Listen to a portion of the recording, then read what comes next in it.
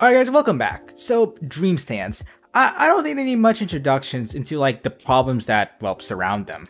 Boo! Radecri already covered this topic so many times. Literally every commentator YouTuber out there has covered this exact topic. Like, yeah, I know, but this time it's quite different. You know, while dream stands have a poor reputation of like cancel culture and blowing things out of proportion, for this recent controversy, they actually might have a point. Wait, how's that possible? Like every time there's a controversy, dream stands aren't the best at dealing with them. Well, let me explain some recent events. So, on August 21st, several UK content creators, they went to a birthday party for GeeNelly.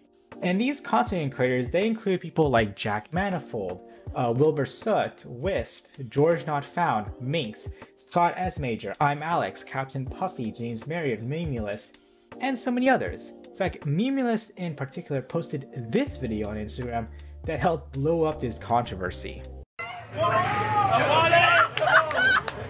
Make sure you filter around the sound. Georgie's gonna kill himself. This is good. Wow, that party sounded like fun. I hope these content creators had a great time. You know, that's good for you, but for many people, their response was anything but cordial. People, they were quite disappointed with these content creators and on how they were like being irresponsible, especially with like rising COVID cases and like the Delta variant. In fact, GeorgeNeg started trending on Twitter. I never seen GeorgeNotFound stans cancel their favorite creator before. In fact, a lot of stans, well, they started to change their profile pictures to like include a mask as a way to prove their point. In fact, these responses, they weren't even limited on Twitter. You know, Reddit, which tends to hold stan behavior at a much more critical angle, started to agree with the criticisms. Okay, but how do these stans have a good point? In my opinion, going into a party like this isn't really a good idea, and the criticism is indeed justified. Now, it is important to know that these content creators, they did not break any laws in the UK, and they did do necessary precautions like getting tested or being vaccinated. But something I want to point out regarding the criticism is the relationships between the fans and the content creators. Like, one major problem with dream stands and the stands of other Minecraft content creators is how they hold their favorite content creators to such high standards and then view them as like infallible figures. So isn't this one of the reasons why a lot of these content creators have gotten cancelled recently? Well, yeah, this is one of the reasons why dramas within the Minecraft Twitter community have occurred, such as like the whole Tommy Neg situation or Funny being cancelled for making jokes on stream. A lot of these responses, especially the less tasteful ones, they were influenced by these relationships. Like, it is right to criticize these content creators, but it is wrong to hold them to high standards as they are still individuals. Like, no matter how famous a content creator is, at the end of the day, they're still individuals who are allowed to make mistakes, and they should not be held on a pedestal as if they are an infallible figure. While a lot of fans responded to the party with their criticisms, a lot of content creators who participated also responded. I'm Alex responded to the criticism by arguing that the responses on Twitter were, well, equal to bullying and tried to justify the party.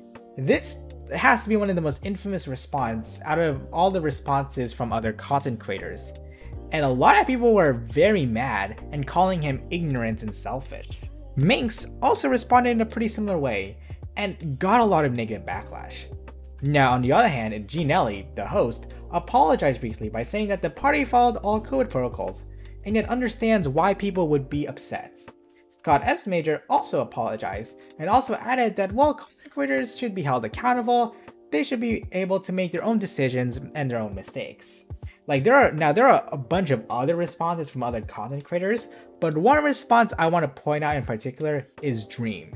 Now, Dream, he didn't go to the party, but his response to the whole controversy strikes a balance between the two sides by adding like factual information about COVID and the Delta variant, and arguing that GeeNelly's party was a responsible thing to do if they did the protocols correctly, and that the whole controversy has been blown out of proportion and that the abuse online, well, is not justified. Isn't IMAlex's response one of the more infamous ones? Yeah, a lot of the criticisms of those responses, they centered around IMAlex's, which, I mean, in my opinion, is quite poor and dismissive. Yeah, but why did some of those content creators respond that way? Well, that's a good question, as many of those infamous responses, such as IMAlex's, they kinda do come off as poor and uneducated.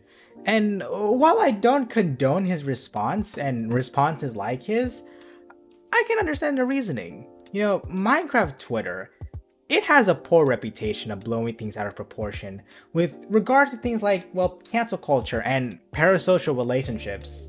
You know, Twitter stans, they have a point with the party, but because of their past reputation, it's kind of hard for content creators to take them seriously.